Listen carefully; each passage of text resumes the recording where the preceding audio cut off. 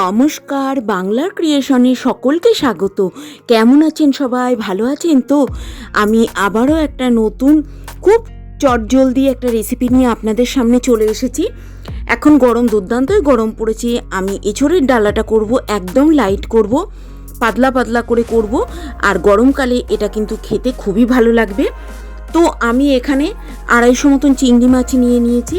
আর এখানে আমার 500 থেকে 600 মতন এঁচোড় আছে। এঁচোড়টা কেটে আমি আলু দিয়ে বয়েল করে রেখে দিয়েছি, একটা কুকারে একটা সিটি মেরে রেখে দিয়েছি। আর এখানে আমি চিংড়ি মাছটা একটু নুন আর হলুদ দিয়ে আমি হালকা করে একটু ভেজে নিচ্ছি।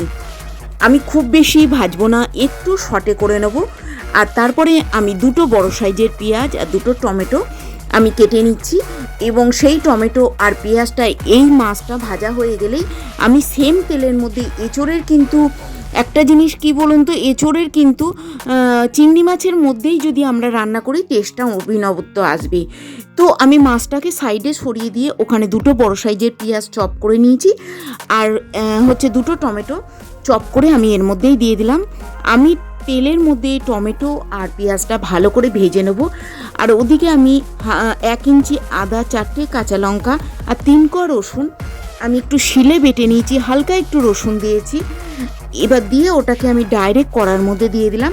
দিয়ে আমি এটাকে ভালো করে একটু ভাজা ভাজা করব, খুব সুন্দর করে ভেজে নেব। আর তার মধ্যে আমি এর মধ্যে চিনি দিয়ে দিলাম।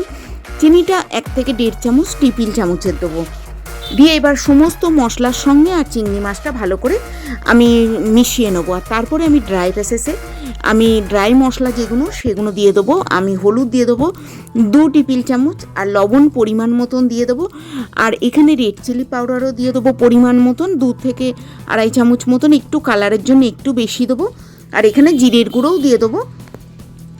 আর এখানে জিরের গুঁড়ো আমি দিয়ে দেবো এই 2 চামচ মতন দিয়ে দেবো আমি টেবিল চামচের। আর তারপরে শুকনো ড্রাই প্রসেস এবং সমস্ত মশলা আর চিংড়ি মাছ, পেঁয়াজ আর টমেটো সমস্ত মশলার সঙ্গে একটু কষে নেবো।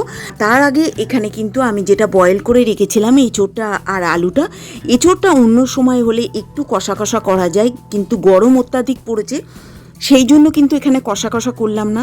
আর গরমে অন্য সময় হলে এঁচোড়টা তেলে ভেজে নেওয়া যাবে, আলুটাকেও ভেজে নিয়ে ভালো করে করা যাবে কষা কষা করে, খেতেও ইচ্ছা করে সমস্ত রকমের রান্না। তো সেই জন্য আমি কিন্তু একদম লাইট করলাম। এঁচোড়টা মিশিয়ে আমি ভালো করে কষে নেবো খুব সুন্দর করে।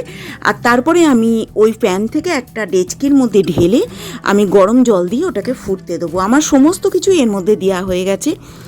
লাস্টে আমার সেরাম কিছু মশলা এর মধ্যে দেওয়া নেই। আর যখন ভাতের সাথে খাবেন তখন লেবু দিয়ে খাবেন, খেতে কিন্তু খুব ভালো লাগবে।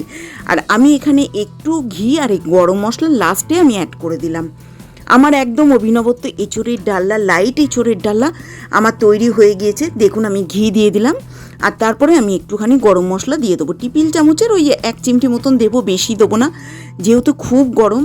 আর তারপরে আমি এটাকে যখন ভাতের সাথে সকলে খাবে আমি লেবু দিয়ে দেবো, লেবু দিয়ে টিপে পাতলা ঝোল হয়েছে, খেতে কিন্তু দুর্দান্ত লাগবে। কালারটাও খুব ভালো এসছে। আপনারা এইভাবে ট্রাই করতে পারেন। সকলে ভালো থাকবেন, সুস্থ থাকবেন। আমি আবার একটা নতুন রেসিপি নিয়ে চলে আসব। আমি এটা গরমে চটজলদি একদম শর্ট রেসিপি নিয়ে এলাম। তো এরপরেও আমি একটা ভালো রেসিপি নিয়ে আসব। সকলে ভালো থাকবেন। নমস্কার।